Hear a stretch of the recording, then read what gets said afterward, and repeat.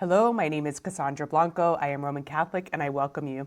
Today, my guest is Father Allan MacDonald. He is from England, and I am going to go ahead and just give him the floor and give him an opportunity to go ahead and introduce himself. So, do you want to go ahead and introduce yourself, Father Allan? Right. I'm Father Allan MacDonald. I am a priest incarnated in the Archdiocese of Southwark, which is the southern part of London. London's basically divided by the Thames River. So the northern part of the river is the Archdiocese of Westminster, or as I call it jokingly, barbarian territory. Um, and there's the Archdiocese of Southwark, which is the southern part of London and goes all the way into Kent. So anything beyond that, you get wet, and then you start speaking French. But that is the Southwark area in England, and that's where I'm incarnated for. Okay, and before we started this podcast, so this is the first time that Father Allan and I have actually met, and I asked him, but wait a minute, I thought you were from the UK. What's up with the accent? You sound American. So Yeah. do you want to just share about that? Well, it's an interesting story because I was a latecomer both to the Catholic Church and the priesthood. So I'll try to very briefly, and it's a rather long story, start with my formation story first because I was baptized Catholic, but I never received formal Catholic education. I was in the public system, and this is a boy growing up in Toronto's East End. And one of the critical moments was when I was in college, and I was sort of exploring my way. I knew I was baptized Catholic, that was always in the back of my head, but I never really got anything else from it. And then I encountered a rather unique college teacher in history. Now, college teachers in history go in either one of two camps. One, they think that the church is the incarnate of Satan, and they think that everything they do, all the bad things in history, are the responsibility of the church. Mm-hmm. And you got the other extreme that says a bit more of a moderate position. What I got was the first example of this history. So I sit back, and as he's blabbering on about the Catholic Church being responsible for all the ills of the world, I said to myself, okay, number one, I know he's full of meat, which I'm not going to say in the public broadcast. But beyond that, I didn't really know much else about the faith. And I thought, well, okay, there's a Catholic church nearby. Why don't I actually step in and see what this is all about? Mm-hmm. And I step in, got into a nice little corner, prayed to God that nobody would actually come up to ask me what the heck I'm doing here because I would have no idea how to answer. And God did hear my prayer that time. And the readings went on, everything was fine, and everything was great. And then the road to Damascus moment for me, and everyone will be different when they come to the church late. But for me, it was when the priest held the bread and said, "This is my body. This is my blood," consuming the body and blood literally of God.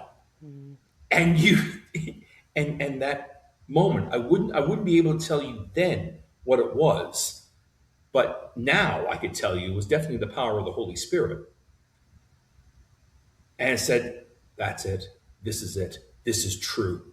I've got to go for it. I've got to learn. I've got to learn it. So after that mass, I very quickly spoke to the priest, signed up to the RCIA course. A year later, got in, was received into the church, and I thought, great, everything's good. I'll just be a good little Catholic boy now. Going through college, trying to get my teaching qualifications, and I thought, yeah, great. I'm happy now. Problem solved. But as I started doing things in the church, you realize, oh, I got this little thing in the back of the head. You can do more. You can do more. You can do more. You can do more. I think, okay, fine. So I started reading. I did the readings, and then I joined the Eucharistic ministries, and I think, yep, that was all good. Sometimes I served at the altar during weekday masses. And I thought, yeah, that's all good, but it still didn't go away. And I thought, well, okay, what's left? What's left? What can I do? Diaconate, priesthood. And I did what probably any normal 20, 21-year-old boy slash man would have done. Ran completely the opposite direction. Like, no, no, no. Not me. Yeah, I want a life. I want a girlfriend. Don't forget the girlfriend. That was very important. And, it's not what I wanted. And, God's plans are always different. So I sort of stepped away from the church for a little bit. I still attended mass, but I didn't really get myself too much involved. My education continued. I got my teaching qualification. I started teaching in the Toronto area for quite some time. And then seeing that there were more positions in England, I've got a lot of family links to the UK. Many of them have passed away now. But my aunt who lived in Scotland, oddly enough, and I told her some of the problems I was facing, and she said, "Well, they're desperate for teachers here, Alan. Why don't you apply and come over here?" And I thought, yeah, why not? and that's what I did. So I applied. Shockingly, they accepted me. Yes, Alan, come on over. So I did, and I thought, yeah, that'd be great. My career's established, everything's good. But this priesthood thing just kept coming back. It was in the back of my head for a while. I was able to kick it into the long grass, ignore it. No, I just want to keep going with this. I want to keep going with this. And I was teaching in the Canterbury area at the time. And God just sort of grabbed me by the collar, figuratively, and said, "I want you to become a priest." It just came back in a major way, and I just could not shake it off like I previously could. And I thought, well, okay, God, we'll try it here. How long have I been in England now? 15 years. Do I want to go back to Canada to do this? Not really, especially since I already got a stable job here. So let's go and check this out. And I went to a vocations director in Southwark, and I told him my whole story, warts and all. And okay, that's right. So I'm too old, done too much, can't be a priest, right? Okay, fine. Just got it. No. Alan. Sit back down. Let's talk this over a little more. Because the first thing I told him was, I have this desire to be a priest, and I don't know why. Help me. And ultimately, over several months of meetings, of discussions, and retreats, he finally came to me with the answer. Says, "Alan, I think I know why you want to be a priest." "Oh, great. Tell me." "I think you should apply to seminary." No. And I think, okay, it's the crossroads moment of life here. God will force his will on no one. And I said to myself, I can carry on the way I'm going. I live quite a happy life, but I will always be haunted by the what if. What if I did this? What would have happened? And I decided, given the past and all the nudgings I've had, I really didn't want to live with that question anymore. So I thought, okay, let's apply and see what happens. And after several ups and downs, several twists and turns, which I was not expecting, they actually ordained me. Whoa! And I just thought, oh my God, what the heck's happened here? So I've been a priest now for just under 4 years now. This is my fourth year of ordination. I'm quite happy being a priest. I get a platform where I speak theological issues, dabble a little bit in politics, which I try to avoid as best I can, but don't always succeed. And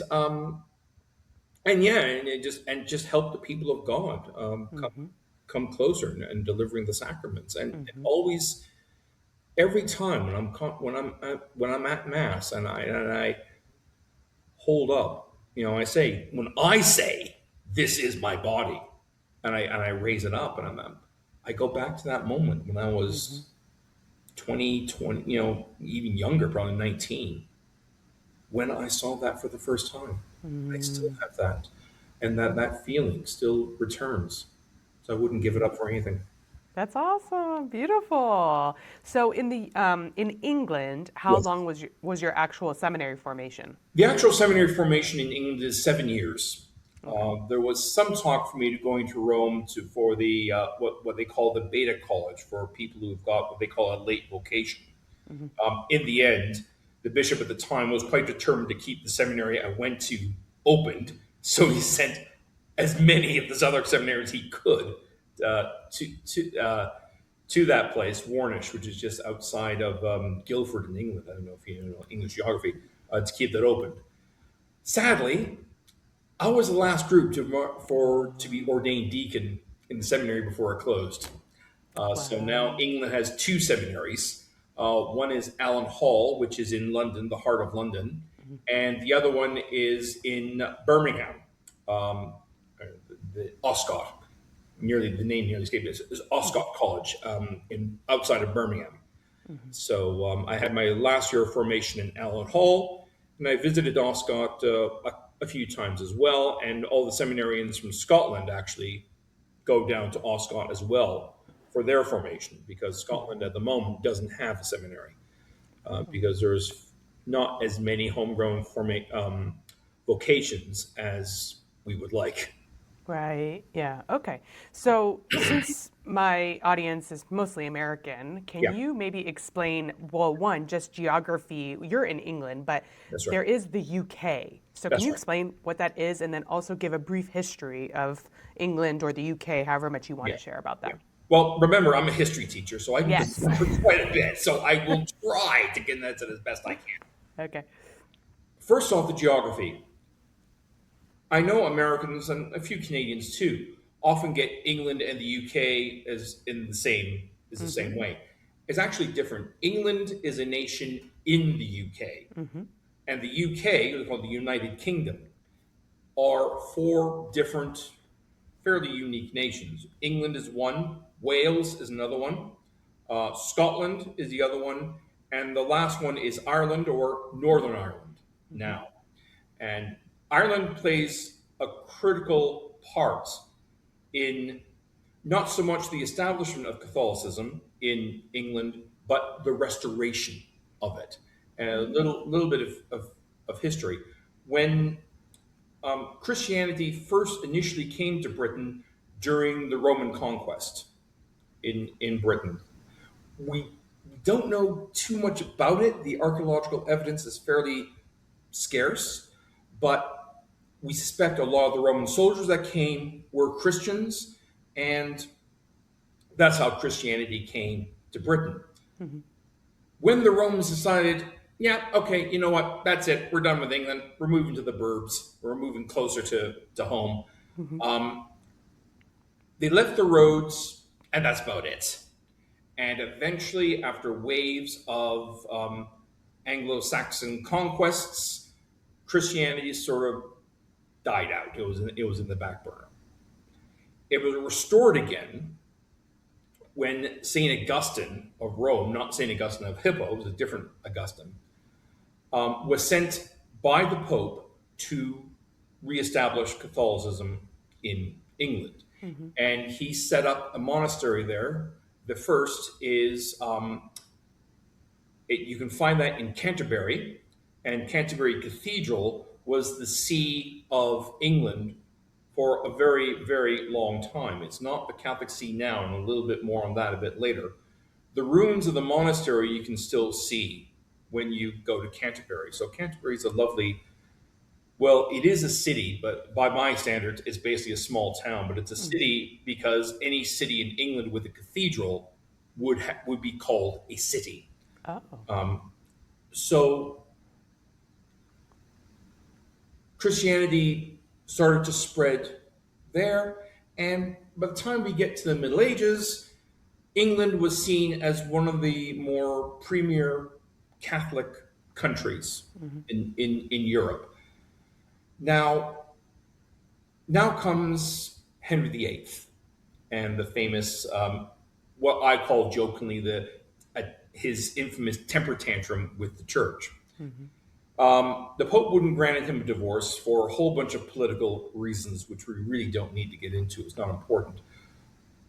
But the point is, Henry VIII, who still considered himself a devout Catholic, decided that he should be the head of the church in England and not the Pope. And essentially, this was very much a top down imposition.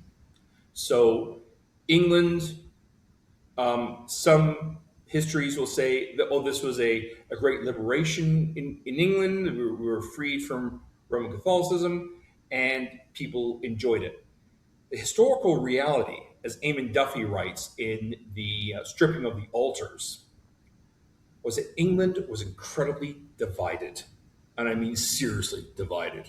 You had sort of like an intellectual elite or posh group in London that really thought this was a great idea.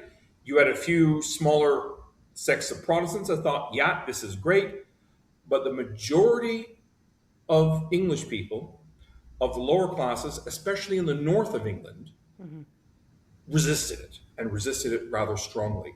The most famous or tragic story is called the Pilgrimage of Grace, when a lot of English Catholics were just had it up to the eyeballs with their monasteries being stripped because Henry VIII was desperate for cash. He was desperate for dosh. So what he decided to do was to strip all the monasteries and then the churches and the cathedrals. So Canterbury Cathedral was stripped bare of its valuables, so it could be sold to pay the royal coffers, and the lands that were confiscated for the various monasteries were given out to his friends. People just said enough. So there was an event called the Pilgrimage of Grace that was organized by some minor nobles, but it was very basically a ground up movement. And they went down to London. There was not really any violence involved, but they went down to London. And Henry VIII was generally spooked by this. He was not expecting this. And ultimately, through political shenanigans, he said, okay, we'll listen to your concerns. They said, okay, fine, we'll go back. You're still the king. You still have secular power. So they left. And Henry didn't take very long for Henry to go back on his word and went up to the north to hang everyone that was involved in that pilgrimage. And so Henry VIII eventually died, and then he was replaced by Edward VII, who was the son Henry, for those of you who don't know, had three children. The first was Mary, who remained Catholic because his wife was Catherine of Aragon, and she steadfastly clung on to the Catholic faith. More on her in a minute. His second daughter was Elizabeth. The future Elizabeth I was Elizabeth, who was very Protestant because her mother was Anne Boleyn, who Henry chopped off her head. Well, the thing that English kids, when I was teaching in English school, said about the wives of Henry VIII: divorce, beheaded, died. Divorced, beheaded, survived. Oh man. It's a common, and it helps me because I sometimes lose track of who's who now, who's who. Right. But yes, Elizabeth was the daughter of Anne Boleyn, who Henry had executed on a bunch of trumped up charges because he wanted to marry Catherine, who actually gave birth to his much valued son, the future Edward. So Edward replaced Henry VIII when he died. And Edward VII was almost Calvinistic in his sense of Christianity. So he was really determined to try to bring England even more into the Protestant fold. And there was all sorts of rebellions going against him. Eamon Duffy again emphasizes this. All of them savagely crushed. But Edward was a very sickly child. And he was probably in his mid-teens. We're not sure what he died from, but he died. And there was an attempt to replace him with a Protestant queen Queen Jane. That lasted for maybe about a week until Mary the First, rose up an army and shunted her aside, and she ruled as Queen of England. And she restored the Catholic faith. She married a Spanish king, I believe, and she was quite determined to reestablish the well, she did reestablish the hierarchy. She reestablished a few of the monasteries. She couldn't do them all because Henry VIII had given them all to his buddies. So she had to do a very difficult balance, and she was determined to have a child, because if she had a child, the Catholic reign in England would survive. Sadly, she was too old. She was probably in her 30s, early 40s. There was a phantom pregnancy. She thought yes, but it's the story with women who are just so determined to have a child, and they don't have their cycle. Oh yeah, maybe this get ready, this it. And weeks turned into months, and the months to realize, no, this isn't happening. Right. So and Mary, she lasted about 5 years in England, and I always find her as a tragic figure in the sense, because she has been propagandized as Bloody Mary. It's because of her attempts to suppress Protestantism, which happened much later on in her reign. And also, as she's probably laying dying on her deathbed, she's probably going through her mind, this great Catholic revival she was hoping for wasn't going to happen, and Elizabeth, her half sister, of all people, was going to replace her as queen. And of course, Elizabeth was not a dyed-in-the-wool Calvinist Protestant, but she definitely didn't want anything to do with the Catholic Church. The story was that she really detested saints' pictures or images of saints. And one of the famous things, if you go to an old English church, in some of them you see just whitewashed walls. And in fact, that's the case in a lot of the old churches, because Protestants, especially the Puritans, you may hear about them, just went in and just tore anything that had beauty, because they wanted a plain sort of Christianity. And they whitewashed the walls. And the whitewash of the walls are eventually slowly starting to peel away. And there were some very expert people going in, looking at these churches, and you see all kinds of beautiful images of icons, the doom paintings, the day of final judgment, all that from the medieval era. And that is in some areas you still find that they've just peeled away the whitewash. But Elizabeth comes, and a lot of people tend to complain about Mary being so bloody in her persecution of Protestants. She doesn't hold a candle compared to her sister. Really gave it to the Catholics. In fact, celebrating the Catholic Mass was illegal. So if you went to England as a priest, I could be killed. If I went in secret and celebrated the Mass, as a lot of priests did, you could be executed for treason. And a lot of them were. There is a famous feast that we celebrate in England on the 24th of October. It's called the 40 Martyrs of England and Wales. And this covers a wide range of people, from clerics like St. Thomas More, who was executed when he refused to sign the Act of Supremacy, Henry VIII, and John Fisher, who was the only bishop that refused as well to sign the Act of Supremacy when Henry VIII wanted control of the church. So those are the high ends. And then you've got the average everyday housewives, Margaret Clitheroe, who I follow very closely. She was from York. And Lind, who both of them were hiding priests so they could celebrate the Mass. And at Anne Lind's famous trial, she said, "Do you regret what you did?" And she said, "My only regret is I wasn't able to hide more priests." And all of them were martyred for the faith, and we celebrate that feast again on the Yeah. 24th of October. So Hmm.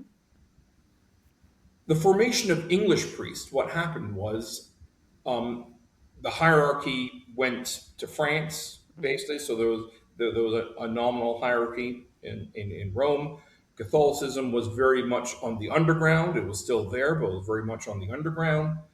Um, and during the Elizabethan era and shortly afterward as well, priests were trained. Well, there was two places. One was in Dubai in France. The other one was in Valladolid in Spain.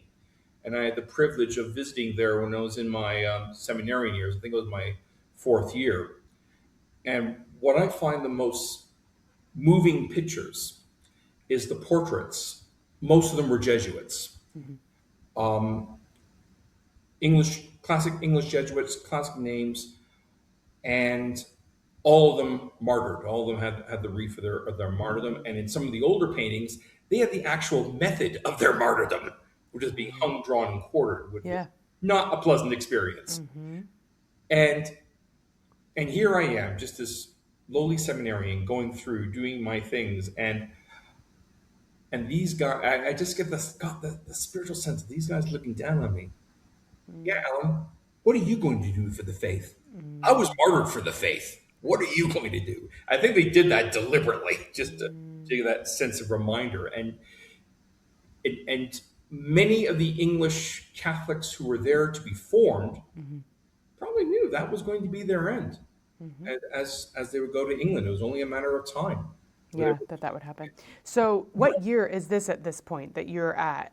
Is this This is the probably the 1500s, so the Okay. late 1500s, early 1600s. The early Okay. 1600s, the um, persecutions were not as intense, Hmm.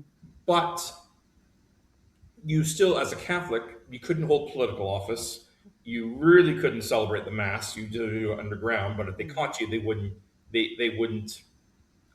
they wouldn't execute you for it. Hmm. Um, and in some cases, you would just pay a fine. And this is where the story of Ireland comes in. Now, Ireland has a whole bunch of tragic history, which I don't really, Hmm. for the purpose of the discussion, we don't need to get into at the moment because Ireland is another kettle of fish, very much part of the Catholic faith. But when the Act of Union came and Ireland became part of the United Kingdom, a lot of Irish didn't like it because they were, for the very least. The joke is, if for some reason England had remained Catholic, the Irish would probably went to the Protestants just to give the middle finger to the English. Right. But the point is, the Act of Union was passed, and that allowed poor Irish workers to go to the UK at the dawn of the Industrial Revolution to find work. And of course, by coming, they brought their Catholicism with them. Mm-hmm. And you had a lot of Irish priests coming over as well. There Mm-hmm. was still no hierarchy at the moment.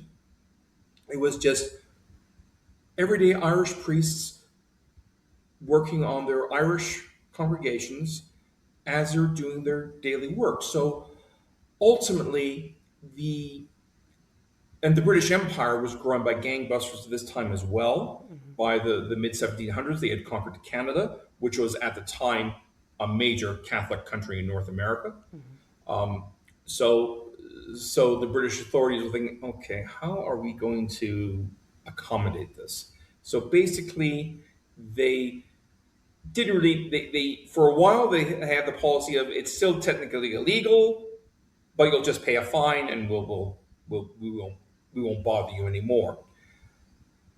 Then the population, mostly from Ireland and England, became not quite, I would say, influential, but numerous to the point that okay, you know what, we'll allow some liberation. So if you want to hold office as a Catholic, you want to take commissions in the army as a Catholic, go ahead. We're not going to stop you. And then finally, in 1850, they restored the hierarchy of the Catholic Church. So the dioceses were divided in the Catholic system. So when you go to London, you want to see, I want to go to Southwark Cathedral. Do you mean the Catholic or the Anglican one? Because Right. there's an Anglican True. Southwark Cathedral. Well, if you're going to the Catholic one, it is St. George's Cathedral across the road from the Imperial War Museum. I made that mistake one time and never did again. But wait a minute, this is not the cathedral I know. I was ordained at St. George's Cathedral, so I definitely know it now. Right. And then from that point forward, Catholicism for most of the 19th century in England had a very strong Irish hue. You had large immigrants of Irish population coming in, and they were the ones that built the churches, built the schools, built the cathedrals. We owe a great, great debt to those Irish workers in the 19th century. A lot of them were working for a pittance, and they used whatever small funds they had and their labor to build these schools and their cathedrals. Going on to the 20th century, it was still very much the same, but you started to see a slow change, probably around the mid 20th century, where you started to get large numbers of immigrants from other countries coming in now, many of them Catholic. So my congregation today in Dulwich, you've got a lot of Poles, Filipinos, Nigerians, a lot of South Indians. A lot of South Indians are traditionally Catholic, and it's sort of mixed up the dynamics of the church. You have the Irish. I'm sorry, I'm just gonna stop this. No, okay. You have the Irish parishioners who are now much older and are starting to die out, sadly, and not being replaced by the younger generations, and that's an issue. And but it's being supplicated by larger immigrant communities, and that's reflective of the priests as well, because there's not a lot. It's growing, but there's not a lot of homegrown vocations. Right. We do have a few. We do have a few. Many of my good friends are English, are priests originally from England and worked there, grew up there, and were ordained in England. But I'm a rather odd character in the sense that I was born and raised in Canada, but I was formed in England and was ordained in England. So I've had this duality of Canada and England as well. And then, of course, one of the things that they say, oh, Father Allan, he's going to give a hockey analogy now. And I had to revise, it's ice hockey, not grass hockey as the English did. No, it's hockey on ice. When they say hockey, they know I'm talking about hockey. So I've used a few of those in my homilies, which is quite good. But yeah, so you've got various different ethnic populations coming in. My particular parish, you have our current parish priest is Polish. You have the Canadian, and you also have a priest from Uganda who's coming over from Uganda, and that's fairly typical of the makeup of the priesthood in Britain. A lot of bishops were using overseas priests to supplicate their lack of vocations. But I think a lot of bishops now have come to the realization that no, we need to start developing our own homegrown vocations in order to do this. So we've got two seminaries, so hopefully we are starting to see an increase, but it's a long-term process. We've got dozens, and we really need hundreds. Right, absolutely. Yeah, it's interesting. So there were actually I grew up in Florida in the United States of America, and it was Irish priests that came over first. Yeah. Well, when I was growing up, it was Irish priests that were coming over to share the gospel. Yeah, and they spread the Yes. Catholicism in America as well. Absolutely. Yep. And then, but more recently, it's been like African, like Nigerian priests, or Indian. That's also what we've been getting in Florida. But I can only really speak to Florida because that's where I was living. So yeah. Well, I visited Florida rather briefly, actually, which is quite a nice part of the country. Yeah. Very different from England or from Canada. I think you'll know what I'm going to say there. But no, and that was very much part of it. And a lot of, I think, Mexicans or Latin Americans as well, which I noticed when I was there Yeah, it's a Nice. very Hispanic. Well, the state is very Hispanic in general. Like south of Daytona Beach, you would just get a lot of Hispanics. Yeah, But yeah, there are definitely Hispanic also. But it's just interesting. It always seems like wherever the church is flourishing, then they send out missionaries to other countries as well. exactly, So it's just exactly. how it works. Yeah, So and I remember. I won't forget. There was one older parishioner that told me years ago when there was an African priest that was visiting, and she distinctly remembered as she was telling me. She said to this African priest, there will come a time when you will come to evangelize us. But mm-hmm, right now, he was calling for missionaries to come to evangelizing mm-hmm, Africans, and he just went, no, no, no, no, no, that won't happen. And, mm-hmm. well, that's exactly what's happening. Exactly what's happening. Yep, exactly. So if we could talk, I know there is a history of the Anglican Church and the Catholic Church Yes. in the UK. I mean, I guess we're talking specifically Yeah. about England here, but if you could state the current state of Catholicism, I know you said there's two seminaries. Do you see that there's growth, like, and what in terms of growth, and then also on the Anglican side, like, do you see that there's growth with that? What's your Yeah. perspective? Yeah. Anglicanism is an interesting story, actually. So Anglicanism is the official church in Of England. right. So the current monarch, Charles I, is also the head of the Anglican Church in England. Mm-hmm. And Anglican bishops also have seats in the House of Lords. Mm-hmm. So the posh Oh. term is Lord Secular, that's the English nobility, and the Lords Spiritual, and those are the Anglican bishops that sit. Now, the House of Lords doesn't really have any serious power. Oh. The House of Commons they have the democratic mandate to do stuff, which is why the UK is a democracy. Um, the Catholic Church is definitely growing. I think my personal opinion on this is, and it was a recent statistic that came out actually, is that the number of church-going Catholics for the first time since the Reformation is now greater than the number of church-going Anglicans, which is an interesting thing. Now, that has not really multiplied in formations yet. So, will I think seminaries will grow, but it's going to be a very slow term process. I don't see England opening another seminary anytime soon. We've got the English College in Rome, which someone annoys me a little bit when they say, "Oh, I'm going to the English College. I'm going to be a future bishop." And I'm like, yeah, Mm. no, doesn't guarantee that. Even though our current Bishop John Wilson is from the English College, Mm-hmm. so that's the thing. Um, so I don't see like new foundations for seminaries happening anytime soon.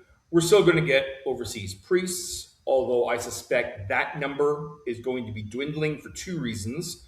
One, because of various visa restrictions that the government is currently imposing, because they're feeling the heat from massive waves of immigration that are coming to England, legal and not so legal. I'm sure you've heard the stories of the boats literally coming across the water, the channel Mm-hmm. from France, and offloading. And you hear stories all the time about them being put in hotels and getting a very nice posh treatment, better than most Brits. And that annoys a lot of people. And the government is hearing that message. So they are tightening the restrictions where they can. And one of them is on overseas priests Mm-hmm. that are coming in. Also, the second aspect is not as many bishops are willing to release their priests because they're seeing the future that if their vocations start to decline, they're going to need those priests for themselves, for their own diocese. Whereas before, it's not so much in Africa at the moment. That could change. I suspect it will in probably about 10 or 20 years. Mm-hmm. Um, Poland, we still get a few priests there to serve the Polish community. But Brexit really put the kibosh on that. You still get Polish priests, but nowhere near as many. Um, Canadians and Americans, not many. Actually, I think I'm the only Canadian priest that I know of in my diocese. I think I met one. He was from Alberta, which was the other part of the country, and and he was from a different diocese. So that's the only Canadian I know.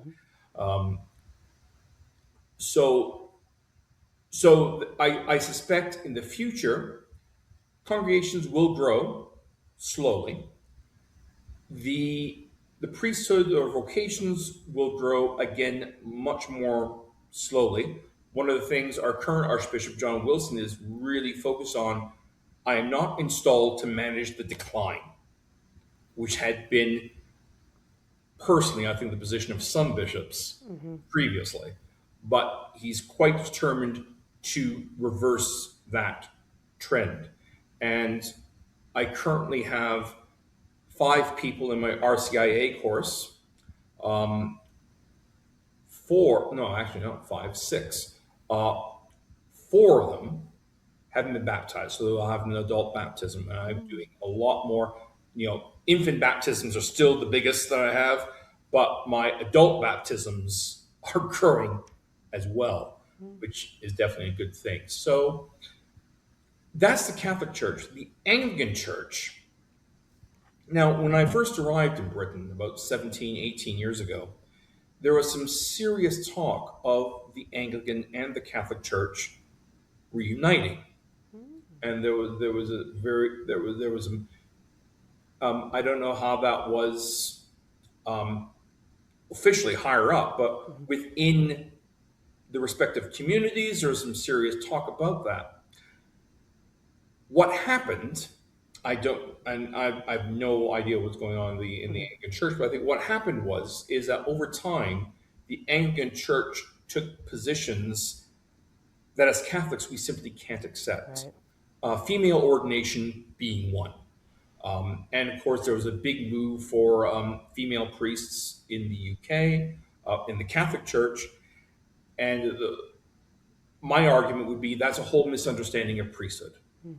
And the women who push for that, and I do know some women vicars or Anglican priests who are female, and they're great people, but they see the priesthood as somehow as a means of power, a position of power and influence. And I tell anyone, if you think that's the role of priesthood, don't be a priest. Right. Because trust me, it ain't. And I tell somebody, if you really think this gives you power, then ignore me even more. But that seems to be like the I'm reluctant to use the term, but the feminist idea. It's like, oh, it's about power and misogyny. We gotta take the places of men. The Anglican Church has really entered into that, and they allowed female ordination. In fact, we recently in the news have a woman as the Archbishop of Canterbury, Sarah Maloney, who I got myself into a little bit of trouble when I actually criticized her installation, which I won't go into for the benefit of the audience, but talk to me privately and I'll tell you exactly what I said. And she is outright pro-abortion, outright pro-gay marriage, which is another issue that the Anglican Church has taken. The Catholic Church say, sorry, we can't. It's not that we don't want to go there, we can't go there. And now, so this idea of unity is not happening. In fact, we've got a lot of former Anglicans coming over to the Catholic Church, both in the laity and the clerical state. So over the past 10 years, and even in the seminary when I was being formed, there was a joke saying we should have there'd be an Anglican club because we've got a lot of former Anglicans that had come over to the Catholic Church and were being formed in the Catholic faith, and Anglican clergy that wanted to become Catholic, and there was a few of them. There was 2 things that Pope Benedict established in England called the Ordinariate. And what this is they have their own bishop. It's more of a community aspect, which would celebrate the old Anglican liturgy, which is actually very similar to the Catholic, the old Catholic rite.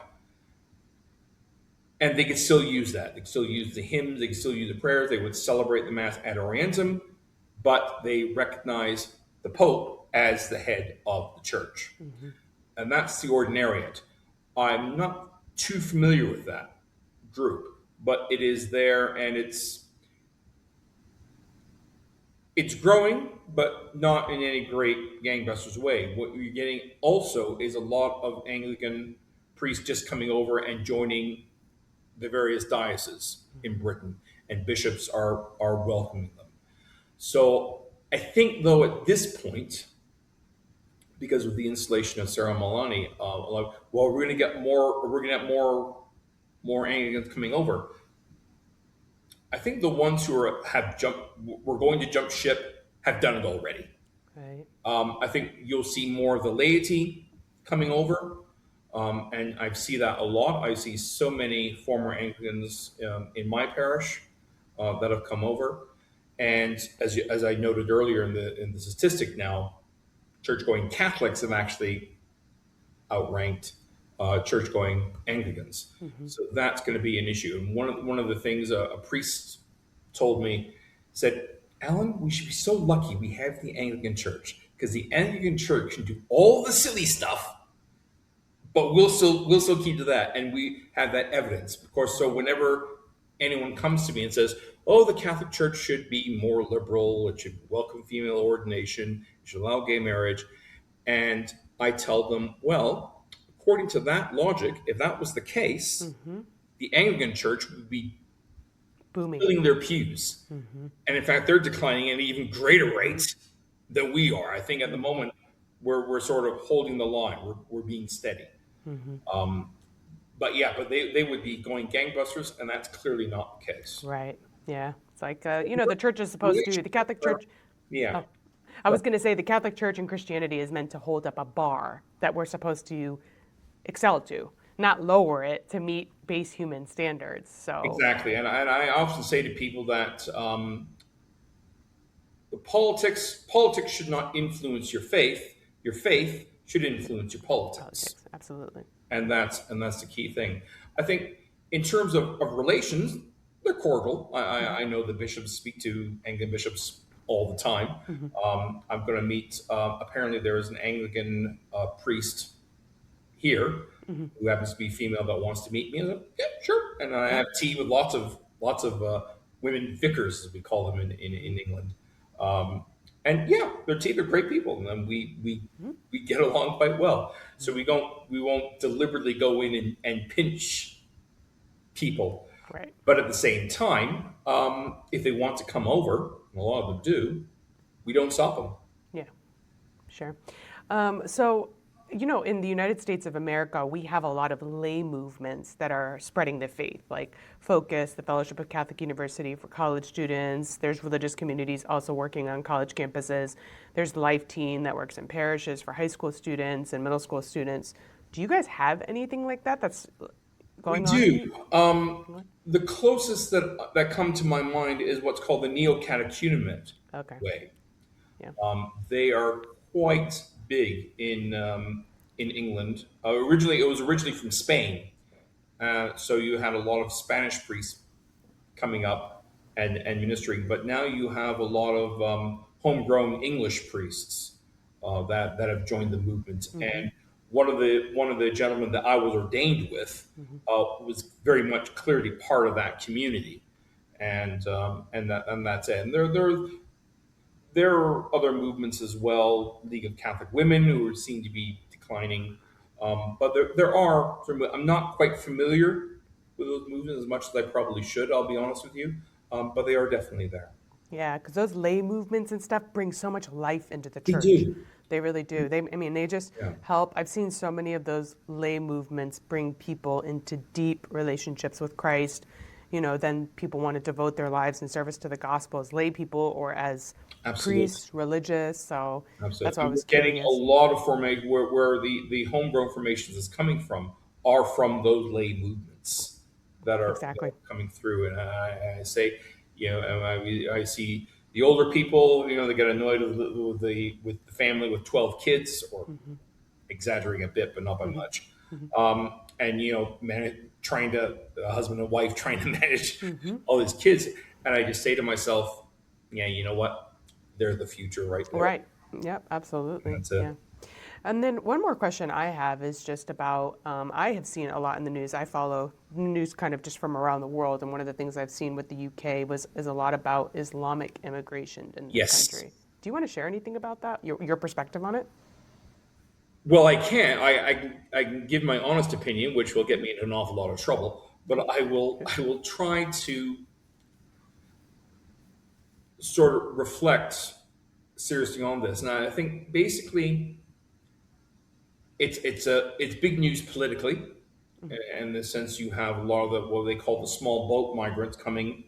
A lot of them are Muslim, and what has been a big currency in the news lately has been what we call Catholics of convenience, or Christians of convenience, more accurately. So basically, people who are Muslim that come over, that say, "Well, you can't send me back; I'll be persecuted because I'm a Christian when I get home." And it turns out they're not really Christian at all. They're just saying that so they can stay in the UK.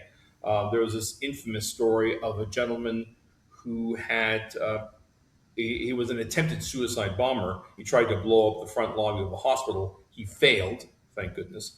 But initially, it came out as people dug into the background.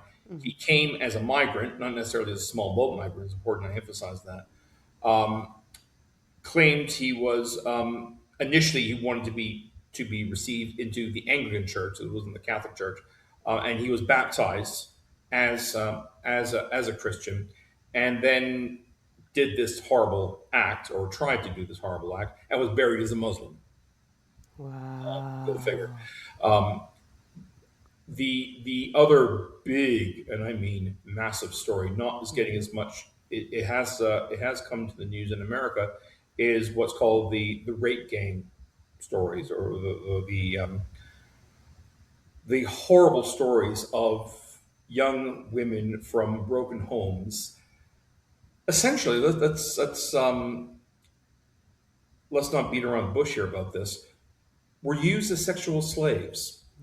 The majority of the perpetrators, in fact, the overwhelming majority of the perpetrators, were Pakistani Muslim men.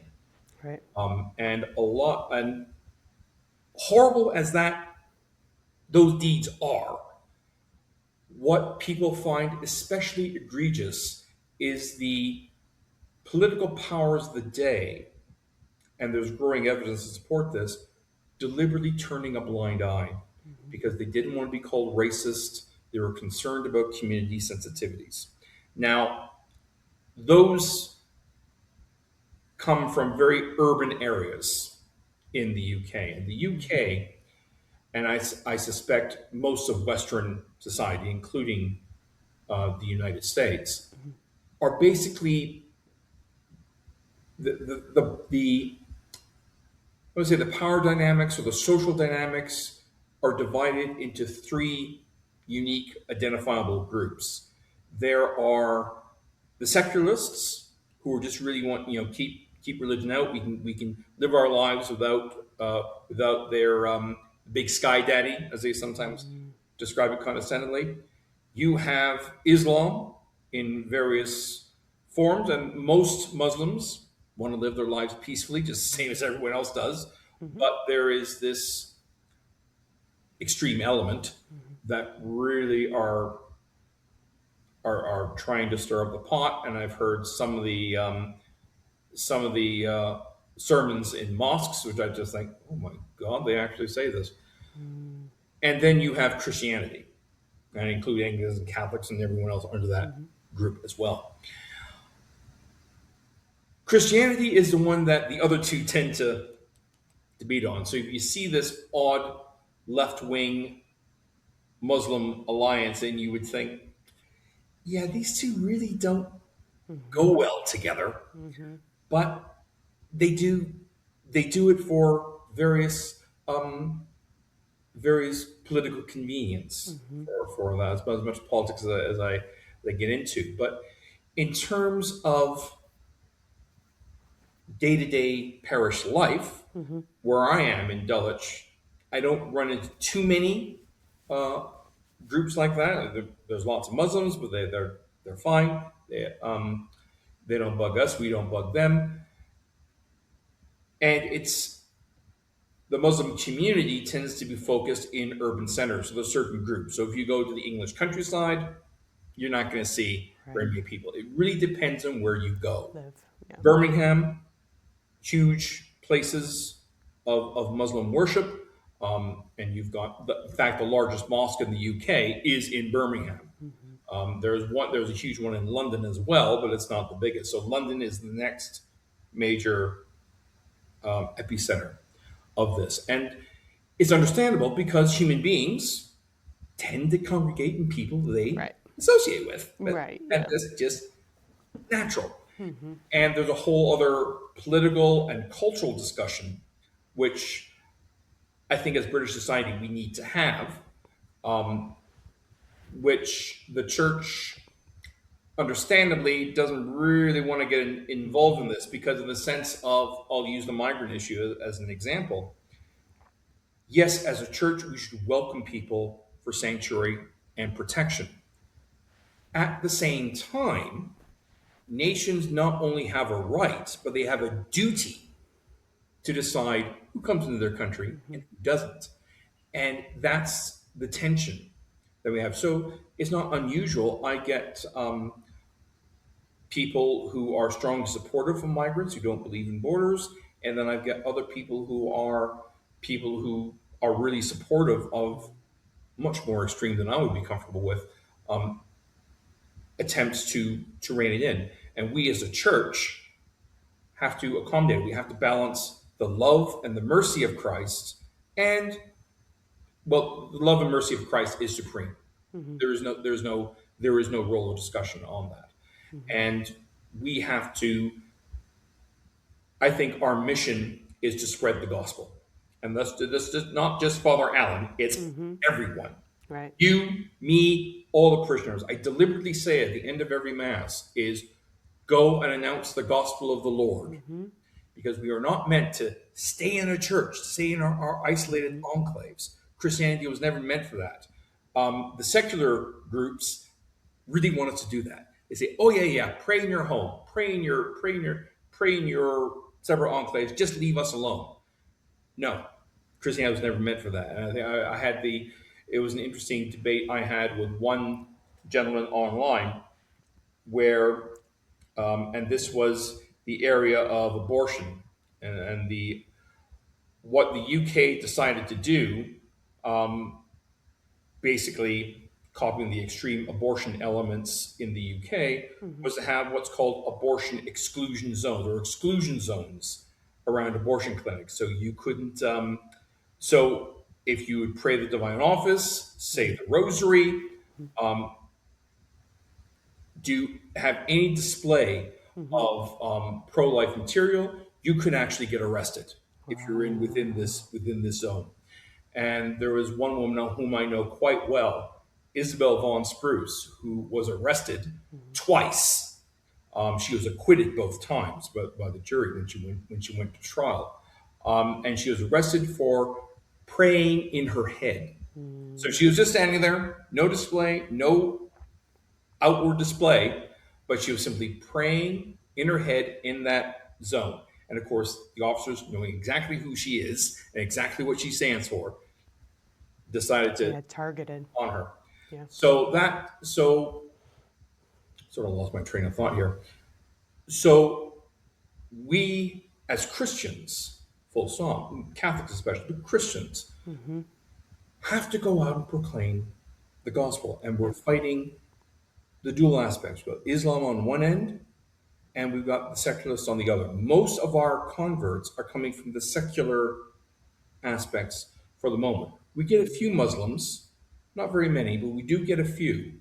And from what I've been hearing on the peripheries, we have to really keep that hidden because we don't want, because there is a remote possibility, that they could be physically endangered.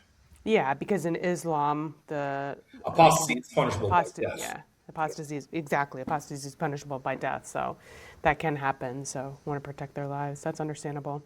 So interesting. Well, thank you so much, Father Allan, for sharing so much about. Yeah, it's so interesting. It's different from the United States of America, so it's so cool to hear different parts of the It is, world. and I have to say, thank God for the Americans in terms of Mhm. keeping the abortion issue on the front burner. You have been a real light in a very dark tunnel, Mhm. in both in Canada and the UK, because they see abortion basically as a human right, and Mhm. we both know how patently ridiculous that is. Right. But Yeah. but Mhm. we get a lot of spiritual and moral support Mhm. from our American brothers and sisters, and long may it continue.